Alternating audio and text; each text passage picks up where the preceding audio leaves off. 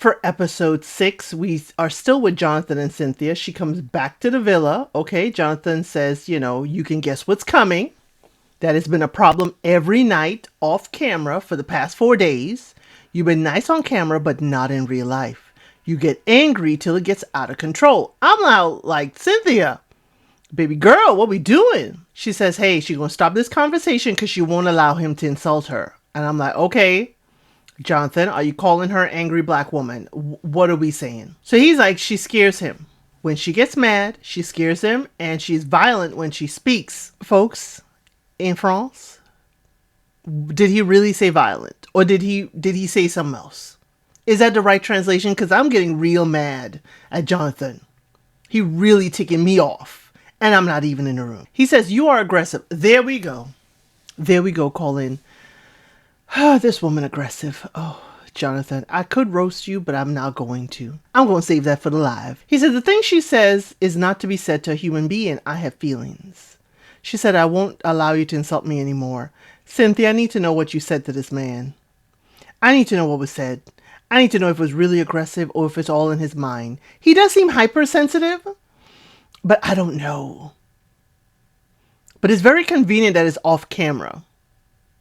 But we've seen little glimpses of Cynthia being a little rare. We've seen little glimpses, but not enough to be saying, she's violent with her words, to say that she shouldn't be saying these things to a human being. I'm side-eyeing Jonathan. I'm hearing him. I'm listening, but I'm side-eyeing him. And she says he's saving face. And she won't stay with anyone who is codependent. He tells her what to do, when to do it, and she says she's been doing a lot for him. He said, you haven't done anything. Sir, she wore them flip-flops to that gathering. That's doing a lot. That's doing a lot. She brought down her height so you wouldn't feel small. That's a lot. Jonathan says she never bothers to ask if he needs anything. Okay, that's what the wait staff and butlers are for, but I understand what you're saying, but I'm being a little snippy right here. And she never showed respect for him. I don't know if he's codependent or if he's just needy. Now we know codependent is an excessive form of needy. All of them need validation, but it's a different way of validation in the relationship. Is he codependent or is he extremely needy? Jonathan says she has no respect for him since day one. She does kiss and hug him and there's no issue there. She said, forget it. You have openly disrespected her. She wants to be done. She says she's trying to talk to her feelings. He's walking away to get his jacket and luggage and saying she always wants to talk feelings. And he shuts her down. This is a toxic environment. You are responsible. You did this. I said, wait a minute, Cynthia, time out. It is not just Jonathan. You are here. You said you're done with the conversation. He kind of stopped. He said, I'm going to get my jacket and leave. He goes and gets his jacket. He gets the suitcase and you are He says, you are a princess and you never question yourself. She's like, not true. And she won't let him make her feel down. You should not let him make you feel down. But I need you to be a little reflective. Both of you need to be reflective. What are you doing right here? He's like, you have made a scene with for no reason. And they are both not hearing each other. They're just talking. And at the same time, though, y'all, they both say, well, good luck with your life. At the same time. I said, now we could communicate. Now we're in sync. He said he made the best decision ever. He's going home. He never wants to see her. She is self-centered and never tried to get to know him. Sir, did you try to get to know her? Because it seems like you want her to get to know you, but you're not reciprocating. The way he talks about it gives me pause because it's like, it's not how she makes him feel. It's really what she did. And I'm like, I'm not sure if you were really feeling her, Jonathan. He said it's sad because in the past they had a strong connection. She's the worst person he's ever met in his life. Sir, I'm going to chalk this off as you're having an emotional moment. Okay? Cindy says she's in shock. She knows she has a strong personality. It has never been a problem with her previous partners. Pause right there. That's a fib. Because if it wasn't a problem before, we would be with a previous partner. There has to be some kind of problem. Okay? She says that he sees everything as an attack, and two people who can't communicate really cannot progress in love. He could not handle the height issue. It could have been a beautiful story, and he has a lot of love to give. Now, while it is beautiful that she is still saying, oh, he has a lot of love to give, and she's very complimentary of him, her scene looks very performative. She's sitting at the table. She has one tear that kind of stopped in the middle of her cheek. And the camera's at an angle to catch that one tear. And I'm like, it seems a little performative. I'm not sure why. I don't know her, but it seemed performative. Kim and Thomas, she's worried about the next step, about the families and the daughter meeting her. She said living together will be a lot, but there's a lot of hope that they will make it. Now they move in together, y'all. Everybody's moved in. We're back. We get our phones back in Paris, okay? Instead of all the pressure, phones and this. And we see 30 days till the wedding. Julie and Charles, she said she's been looking forward to this real life and to see if they will irritate each other. He says that they're going back to work and doing daily life things, and they open their phone and say, hey, can I get your number? So they do exchange numbers. Sabrina and Van Mee, he says, he needs a little space in the closet, not a whole lot, but he has lived with someone before, and it was an 8-year relationship. I'm like, did we ask this in the pods? What are we talking about in the pods? But she shares she has two. She was with them for 3.5 years and lived together for 8 months. Again, is this normal? Is this normal for France? 3.5 years together, so over 2.5 years, we dating and ain't living together. I can understand a year, year and a half, but close to 3 years and we didn't live together? Is that normal? But she says she likes things clean and organized. That is the best way to live. Tatiana and Yannick, she shows him a photo of her son. He said, hey, I already saw one. She's like, yeah, but it's the first day of school picture. And Yannick, you got to understand that's a parent. Yeah, you've seen a picture of him. You know what he looked like. But do you know what he looked like in this photo? Yannick does agree that it was good to unplug and not have the phone. He enjoyed it. Yannick, are we hiding stuff on the phone? We don't want to be reached. Kim and Thomas, she forgot how to turn her phone on. I said, girl, it been like 2 weeks. Thomas, goes to talk to his daughter in the other room. He does say, hey, do you mind if I go talk to my daughter? And, he talks to her. She is wearing a whole new eyeshadow. And Thomas and his interaction with his daughter is very, very sweet. Okay. Now, Kim calls her mom to talk to her dog, who's wearing a diamond necklace. Her mom will always have a say, she said, in what's most important person in her life. Her mom knows what's best for her. Well, then why didn't your mom set you up with someone if she knows what's best for you? Did she sign you up for the show? I mean, come on now. I don't like to hear these things. Makes it seem like you're not making your own decisions. Yannick and Tatiana, he's going to see her in work mode. It's the first time the team has ever met a boyfriend. He meets the staff. He's very charming with them. She says she has another place in another area too. And he gives her praise and bravo and talks about her achievement, that this is wonderful. She's like, yeah, but it's just a little place. He's like, no. This is a huge achievement. I see it. I see you. And basically he's like, I honor you. This is a lot that you have accomplished. And he said he needs to admire his person, the person he loves, and he's amazed. And he sees how she handles, her work and her personal life. But now he's going to see it more now that they're living together. The song they play is Soothe the Pain. Chloe and Alex, her parents are coming later in the week, she says. And she goes on and on that her parents and friends are coming the next week. She's like, have I told you that? And it's like, he's like, okay. But this is overwhelming. We can see Alex is overwhelmed. And it's not cute. But he can't say no. She already planned this. And that's what he said. She has planned it. She hasn't talked to him. She called everyone. She's already got it done. Chloe, you've got to leave room for him. You got to allow him to feel comfortable. You asked him before if he needed space. That does not mean you go full steam ahead. Because he may need space, he's like, hey, this is what works for my friends and family. Is this okay? He says he feels good with her, but she picked the dates without him. But, he says he feels like he's had no input in it. She took initiative, yes, but he does now feel pressure. And this is the thing. I don't want him to feel a pressure valve and then all of a sudden says no because he doesn't think that you, Chloe, put him in consideration when you're making plans. Things to consider. Jules and Charles, they wake up in the bed together, y'all. Progress. Is this progress? Charles? Or is it that we don't have a second bedroom? Which is it? We do have a sofa couch. Charles has upgraded to the bedroom. Truly, because it's upstairs. Jules said he's so patient, and over time, she's more in love with him and makes her feel happy, and she's lucky to be with him. But are you attracted to him? Y'all, the stuffed toys in the bed. I don't know how I feel about that, but y'all could tell me in the comments. Charles said they have become real people, a real couple, and they're going at their own pace for sleeping together, and things are going well. Sabrina and Van Mee, they go grocery shopping together. She expressed her feelings for him. She cares a lot about him and can see the future. She expressed her feelings. She just says she cares for him. She cares for him a lot. Van Mee is acting like she done said the love word. Boy, bye. Come on. Leave it. Next. Thomas and Kim.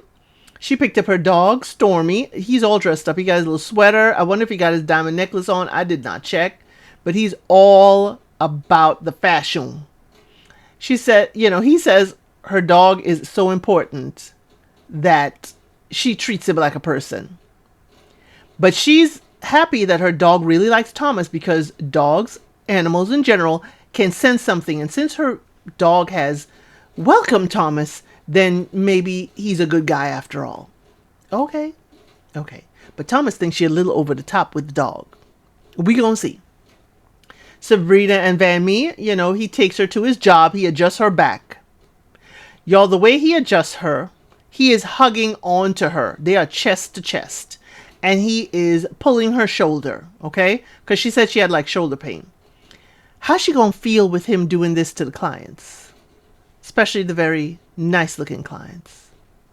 So the next up, she does ask about his female patients. Do you have any super fit women with nice bodies? He said, yeah, I have some athletic clients. She says she'll be hanging around in the waiting room, making sure that the client is there truly for services. I said, girl, you better go home.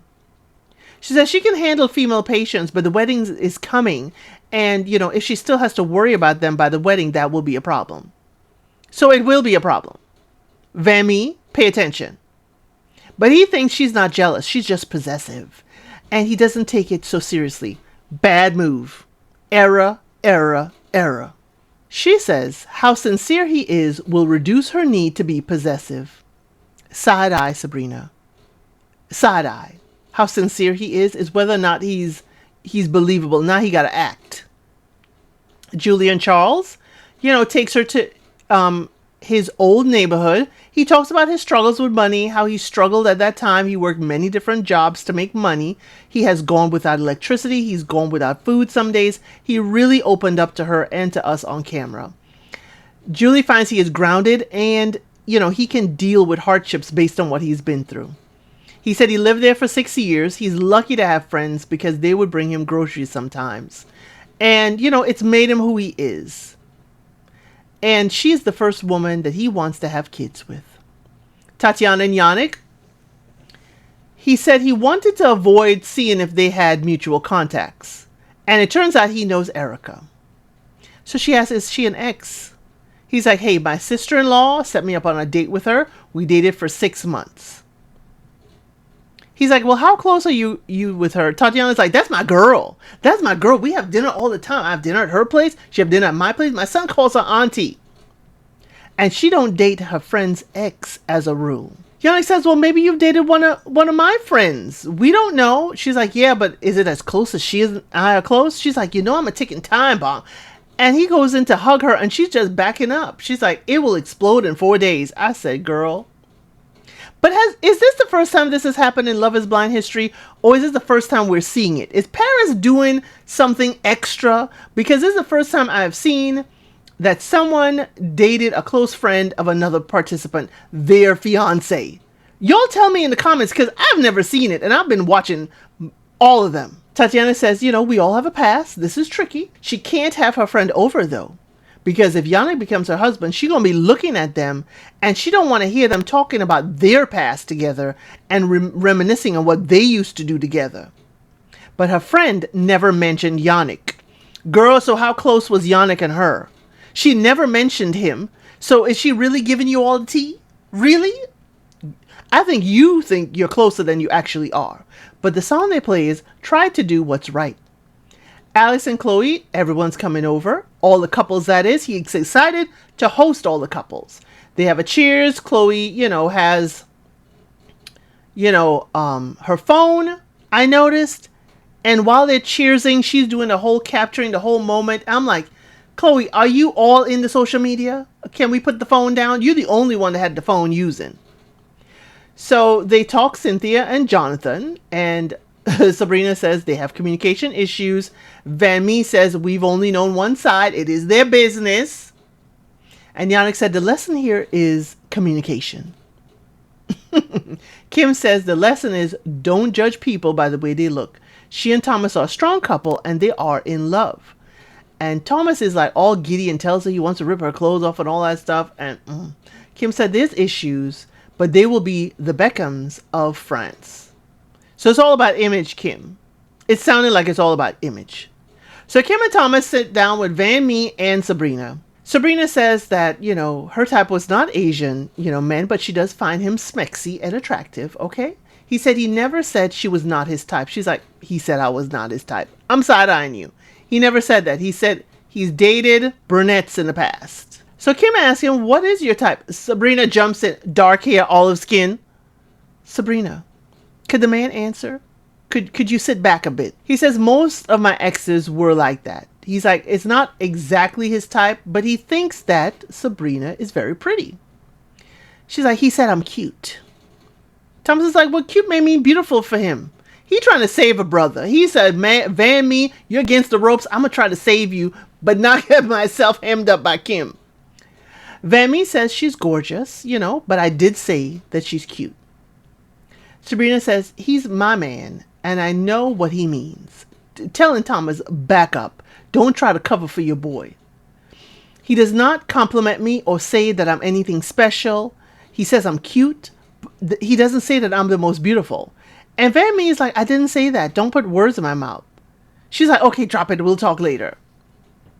He's like, I didn't compare you to anyone. She's like, you showed me the exes. So the thing back and forth with them is basically that he showed his ex photos. He's saying Sabrina asked to see them. She showed hers first and asked to see his exes. She says she's not feeling very confident. And I'm like, she's talking to him like he's not even standing there talking to her. Sabrina's like, I never get a compliment. Sometimes it's rarely. He's like, it's never enough. So either you never get a compliment or you rarely get a compliment. Sabrina, I'm having a hard time being on your side on this one, sis. Hard time. Van Mee says he's been attracted to the inner Sabrina. She is very pretty. Guess his words aren't strong enough for her and she's overreacting. Now they talk further like in the kitchen. She accuses him of denying his words and she wants him to own up to it. And he is, fighting to say his side of the conversation. She's going on and on and on. She's pointing a finger at him. And I'm like, girl, calm down. Kim was like, they need to talk in private. Van Mee says he doesn't want to make a scene. I'm not making a scene. Sabrina, you are, dear. Yes, you are. The fact that you're elevating your tone, the way you're posturing at him, you're making a scene. So they continue to argue. He said, he is now done. She's telling him it's not true. And she didn't ask to see his exes, blah, blah, blah. And I'm like, I don't think he's the type to just like, oh, look at my exes. So he walks back in and she's yelling at him. He is walking back in the living room. She is yelling. And she's like, well, then I'll be the B. It hurts me. It effing hurts me. And I'm like, girl, this is not the way to be heard. What did y'all put in that cup, Alex? Alex and Cleo, what's in the beverages? Van Mee does tell her, I hear you. She's like, it just came out. He's like, you could have said it before we gathered with everyone. She's like, I see how you look at Kim and I don't like it. No comment. Don't comment. And I'm like, that's it. That's the root of it. Van Mee's like, you're the most beautiful. She don't agree. She's like, no comment anyway. anyway. So she is afraid that Kim is his type and he's going to go for a girl like Kim. We see it. Well, y'all, they all leave at the end of the night. Sabrina and Van Mee, he said he's never seen her like that. He does not like that side of her. They start talking again, but she won't let him finish. She shares that she is hurt, and when she's hurt, she cannot communicate effectively. She accuses him of only wanting to sleep with her, and it's not about love. I said, girl, have people wanted you just for your body before? Van Mee says, to make a scene, will you do that around our family? She's like, that's just how I am. She's like, you showed me 6 exes going through your phone. They're using their, petty filters, looking like whores. I was like, girl. And Van Mee said, drama, drama, drama. I said, girl, why you got to insult his exes? They're not even around. Why do you have to insult them? So we see the next day that Van and Sabrina are talking. She does apologize for airing their dirty laundry in public. It's important that he knew she was hurt. She does not feel special and unique with him. And he says, I hear you. I hear you. But when you get angry, you shouldn't get carried away. But this is done. Let's move on. And she says, hey, now they know each other's boundaries. He says he feels better, but deep down the relationship is weaker. It makes him guarded because the tension is there. Will she blow at any time? Kim and Thomas, she asks if he's going to wear that outfit because her mom and her sister are coming over. And I'm like, passive aggressive much? Are you going to wear that outfit? He says, yeah, I'm comfortable. And she's like, oh, in Asian culture, we place importance on beauty, appearance, and image. Apparently. She does pick his shirt, okay? And then when he buttons up the shirt, she's like, She prefers his t-shirt with a jacket. So the mom sees that he's under pressure because he is shaking when he's pouring them drinks, okay? So mom asks about his tattoos. The sister, when talking to Kim, said, I didn't know you were into tattoos. But mom does like Thomas so far. So mom asks about plans. And he says, hey, he has to have a week, a month to see his daughter. And he wants his daughter to meet Kim. So the sister asks, is the reality of this just too hard? Kim, says, hey, she was stressed because coming from 2 different worlds, she didn't understand how they would blend, but this is good. It's been good. And Thomas says, hey, they want to talk more and learn more about each other, and he wants to do this right. They say that Thomas will manage the expenses. Mom said, mom likes him. Here's what mom said. Mom said he's polite, ambitious, and a hard worker. That's what she wanted for her daughter, because you can't live on love alone. The sister does say the ring is too small. Did somebody ask her opinion? Production, did somebody ask her? Okay. He says he does not have a family and he wants to be part of a family, so he's trying really hard with Kim's family. Kim said the mama already adopted him, so he in the family. But she is concerned with the uncertainty of meeting his daughter. Yannick and Tatiana, he has to say, hello several times to her when she comes in, for her to stop moving and just give him a hug and decompress. He asks, how does she feel? He's trying to connect with her and she's like, oh my gosh, I had to pick up my son. I had to do this, I had to do that. And he's like, take a breath. Be present with me. Take a breath. And I think sometimes we all need that. People like me especially that always think about the plan, the next thing. Sometimes you need someone to ground you and say, hey, take a moment. This is that moment.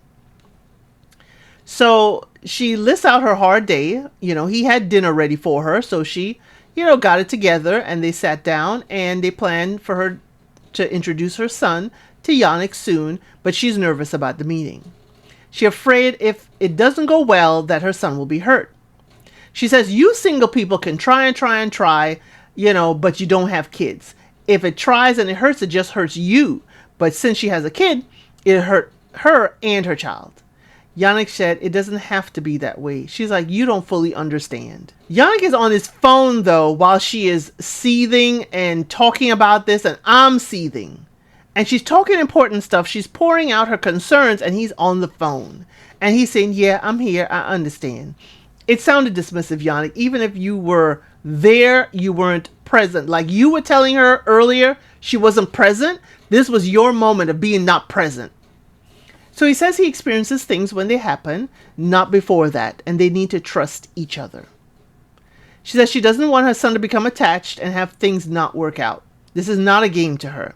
You can't marry if he has not met her son. Yannick says, you're in charge of this decision.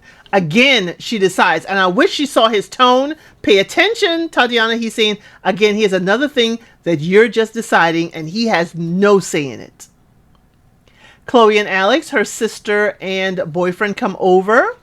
Alex says that he had a crush on her from the start. She does trust him. She feels like she, knew him. But the body language, y'all, on that couch, he's leaning away. And she's leaning into him like she wants to lean in his arm. And he's kind of like, okay. He says he doesn't have an answer yet, that love grows with time and he needs the time for love to grow. He cannot see himself getting married because it is a big deal. But he needs to take a step back to think. I'm like, dude, we ain't taking a step back. It's only steps towards a wedding. The sister, the sisters talk in the bedroom. And, Claire is her sister, says, getting married ain't a given with him. And Chloe tells the sister that she done said, I love you. And Alex has not said it back. So the sister hopes that, Chloe ain't the only one in love and falling deep in this relationship. She doesn't want him, to say yes and then back out later. But doesn't want her sister to go through another breakup. Claire said the family will definitely be supportive. And Chloe says she will be patient with him because she really loves him. Next up, what we all love around here is the engagement party. We love when the couples and the other dates from the pod show up because we know it's going to be something. And we know we got a few people. We got Clement coming through and we got Sarah. So Kim wants to see Clement. I bet you do. Sabrina finds Julian cute. I almost forgot that they had a connection. But Sabrina, dear, okay, Sabrina, come closer. You don't like Van Mee calling you cute, but you calling Julian cute. So you insulting him? Or is it just a double standard? Clement and Kim do meet, okay? He, is how she likes, in his looks, clean cut, dressed well. But they are perfect on paper. Now they do sit and talk. She tells him the same thing. She says she made a decision with her heart. It's not rational. I said, no, ma'am. No, ma'am. You did not make a decision, Kim. Let's cut that bull right there. You did not make a decision, Kim. You were left with Thomas because you messed it up with Clement that last date. Oh, we all remember seeing that. It was embarrassing. You were left with Thomas. Clement took himself out of the running. He said, you lost me. And you were left with Tom. You did not make a decision for Thomas. So Clement is like, hey, good to hear, good to hear. Y'all are good for each other. Y'all are good together. Different backgrounds. It's not easy. He's like, are you ready? Do you have doubts? She's like, she needs more time because marriage is for life. She won't accept divorce because that will be a disappointment for her family. He said the same for his. Now he is looking with interest. And she is fluttering and she is flustered. And they are remembering their talks in the pods. I said, Clement, are you coming back to this? Are you coming back to Kim? What are we doing? Because it sounds like you're planting seeds. Charles said he wants to see Sarah the most. And Julie wants her here because some things were said about her. That Sarah disrespected her and she needs to clear the air. Sarah walks in. And everybody looks at Charles. And Charles said, that's embarrassing. That's embarrassing. He said, she's very pretty, but this is all weird and it's not comfortable. And she comes and gets him for a chat. And that's the end of episode 6. Thank you for watching. Please like, share, and subscribe to the channel.